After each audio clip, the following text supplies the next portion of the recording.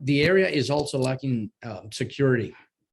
There's a lot of issues with burglaries and safety in general. This is not particular to District 5. It's happening and it's increasing in Montgomery County in all areas. But District 5 has suffered from these problems for a long time now. How do you plan to work with the police, law enforcement, to make District 5 safer for everybody?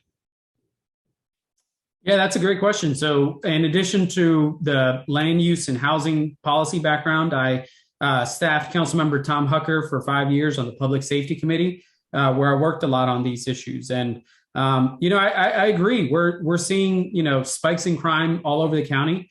Not just, the current District 5 in downtown Silver Spring, but, it's something that isn't unique to the pandemic. Some people might say, oh, well, it's the pandemic. The pandemic has caused a lot of this increase in crime. And the reality is that we've had issues with crime hotspots in the East County for, a long time, long before the pandemic. And we, will likely to continue to have them after the pandemic, because of some of these challenges with, access to jobs, with, all sorts of other issues that you're seeing in the community. And so I think that, the first thing is rebuilding that trust between the community and the police department, making it, easier for people to communicate with officers when they see something instead of, living in fear. And that, that partly has to do with making sure that officers are visible, believe it or not. I mean, if officers are out in the community interacting with people and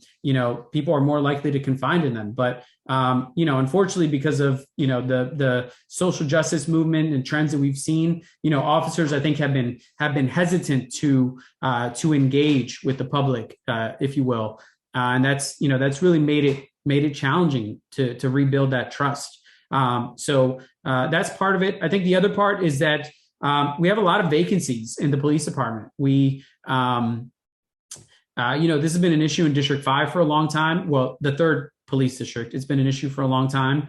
And it's been exacerbated by, what I'm talking about, the trend, away from policing. And so what we need to do is we need to, in part, raise officer, starting salaries to make it more competitive with other jurisdictions in the region. We need to offer other incentives to make recruit the best officers, and then make sure that when we do that those officers in the community engaging with people and being proactive. I know that other people in public office have different opinions, and that I certainly agree that police aren't always the answer, and sometimes we need mental health workers and social workers to address certain issues, particularly if someone is having a mental health crisis.